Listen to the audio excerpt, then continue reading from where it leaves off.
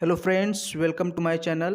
Friends, आज के इस वीडियो में हम लोग डिस्कस करेंगे एक बहुत ही famous poem, stopping by woods on a snowy evening. तो आपको पता है कि मैं जब भी कोई पोयम या जब भी कोई टेक्स्ट पढ़ाता हूँ तो सबसे पहले उसकी समरी बताता हूँ। तो इस वीडियो में हम लोग इस पोयम की समरी देखेंगे और इसके नेक्स्ट वाले वीडियो में हम लोग लाइन बाय लाइन पूरी पोयम डिस्कस करेंगे। लेकिन मैं समरी भी बताता हूँ ना, तो पोयम की तरह ही रहता है। मतलब आप समझ सकते हैं, आप एक प्रकार से पोयम दो बार पढ़ेंगे। एक तो समरी में आप पढ़ लेंगे और एक जब मैं पोयम का टेक्स्ट पढ़ाऊँगा। तो वीडियो को स्किप नहीं करना है, पूरा देखना है, कंप्लीट वीडियो देखना है और ये लेसन आपका पूरा तैयार हो जाएगा, इसकी गारंटी है। कोई भी वर्ड ऐसा नहीं रहेगा जो आपको ना समझ में आए। लेकिन अगर उसके पहले आप मेरे चैनल पर नए हैं तो प्लीज़ चैनल को सब्सक्राइब कर दीजिए। ओके, और चलिए हम लोग स्टार्ट करते हैं आज की वीडियो। तो चलिए देखते हैं stopping by woods on a snowy evening, इसकी समरी। लेकिन सबसे पहले हम देख लेते हैं जो इसकी हेडिंग है, इसका टाइटल है stopping by woods on a snowy evening. इसका मतलब क्या है? देखिए, स्टॉपिंग का मतलब होता है रुकना, बाय वुड्स जंगल में रुकना है, जंगल के किनारे रुकना, कुछ भी कह सकते हैं। On a snowy evening, snowy evening मतलब बर्फीली रात, बर्फीली शाम, यानी बर्फीली शाम को जंगल में रुकना। बस इतना है। उसके बाद थोड़ा सा हम पोएम देख लेते हैं कि ये किसने लिखी है और कब पब्लिश हुई, ये देख लेते हैं। उसके बाद हम लोग इसकी समरी स्टार्ट कर देते हैं। देखिए, stopping by woods on a snowy evening was written by American poet Robert Frost in 1922। मतलब 1922 ईस्वी में अमेरिकन पोइट रॉबर्ट फ्रॉस्ट के द्वारा ये पोयम लिखी गई है एंड पब्लिश्ड इन 1923। और एक वर्ष बाद ही 1923 में इसको पब्लिश भी करा दिया गया एज पार्ट ऑफ इस कलेक्शन न्यू हैम्पशायर। और किस कलेक्शन में पब्लिश कराया गया? New Hampshire. ये आपसे क्वेश्चन पूछ सकता है, अगर कहीं भी आप ऑब्जेक्टिव टाइप क्वेश्चन आते हैं, आप देते हैं, तो वहाँ पर इस टाइप के क्वेश्चन पूछे जा सकते हैं, जैसे बीएड वगैरह हो गया,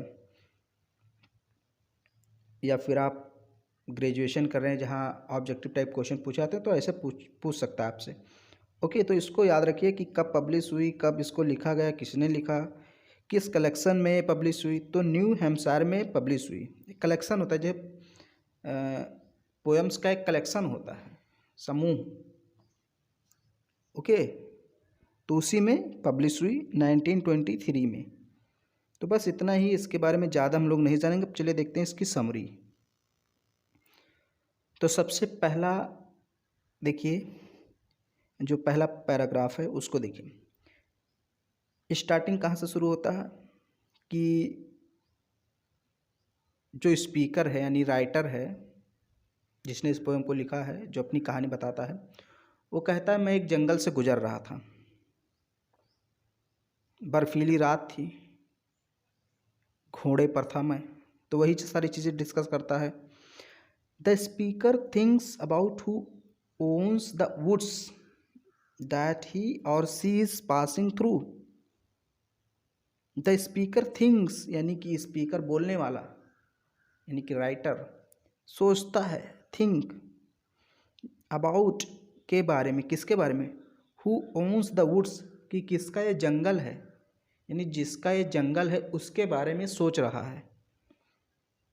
that he or she is passing through, जिसके जंगल से होकर ये गुजर रहा है। अब वो चाहे लड़की हो या लड़का हो, मतलब मेल हो या फीमेल, जो जंगल का मालिक है, ओनर है, जिसके जंगल से होकर यह गुजर रहा है स्पीकर, तो स्पीकर सोचता है उसी के बारे में।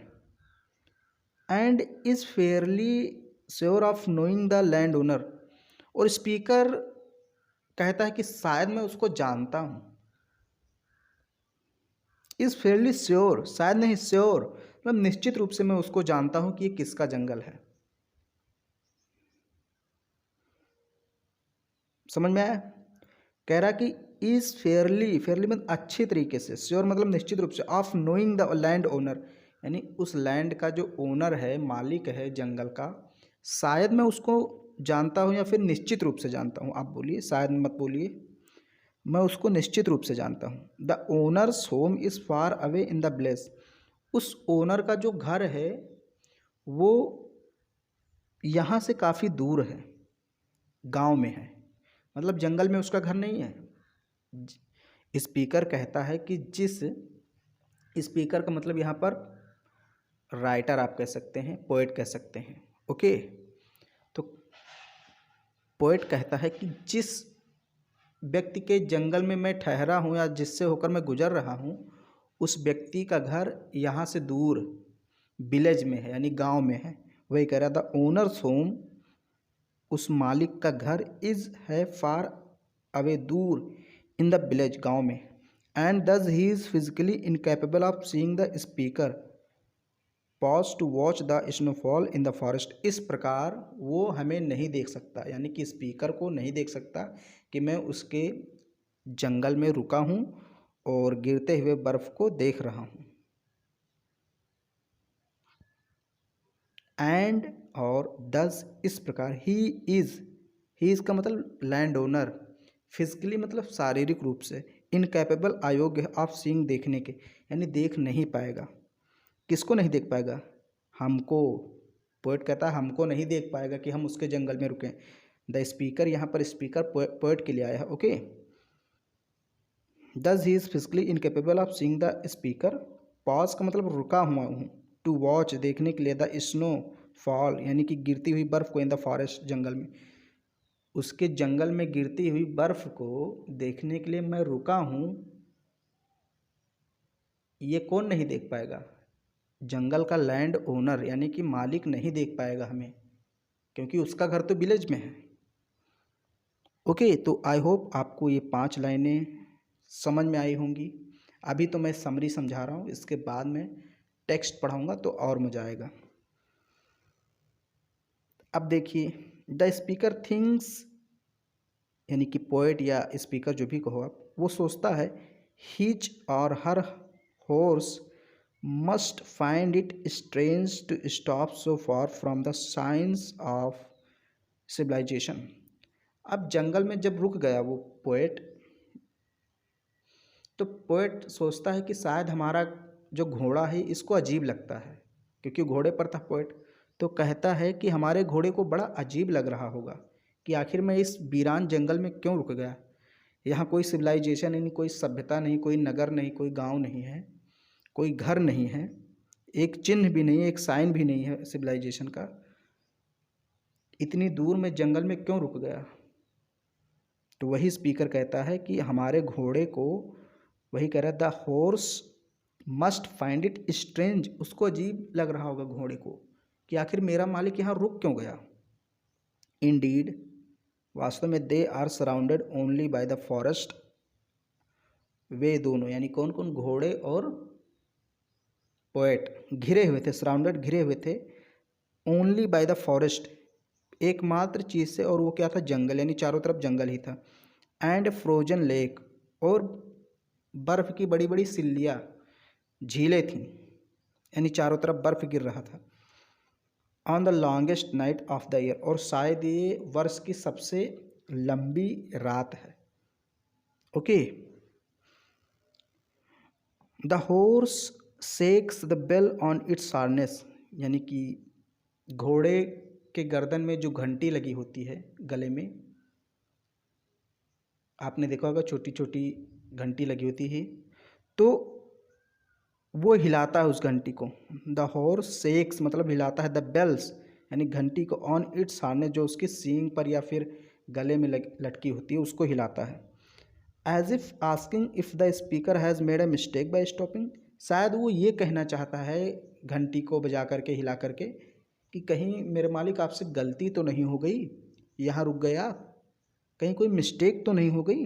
देखिए कह रहा है इफ़ आस्किंग, शायद वो कहना चाहता है, पूछना चाहता है, इफ़ कि क्या the speaker has made a mistake, क्या मालिक ने, स्पीकर ने, पोइट ने कोई गलती कर दी है बाय स्टॉपिंग, यहाँ रुक करके।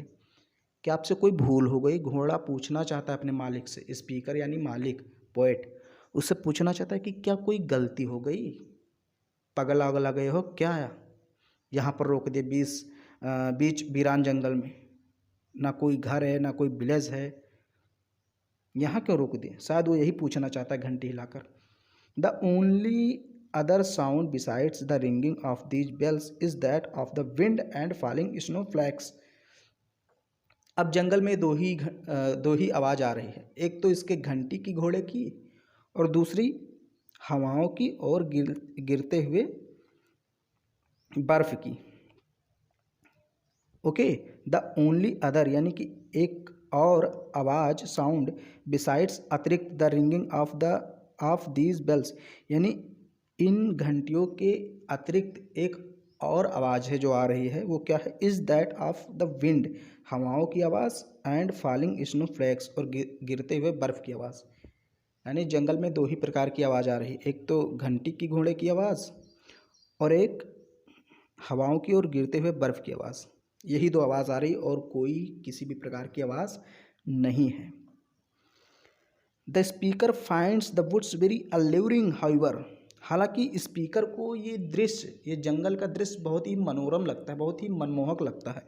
अल्यूरिंग का मतलब बड़ा ही मनमोहक, मन को मोह लेने वाला, बहुत ही अच्छा लगता है, सुहावना दृश्य है।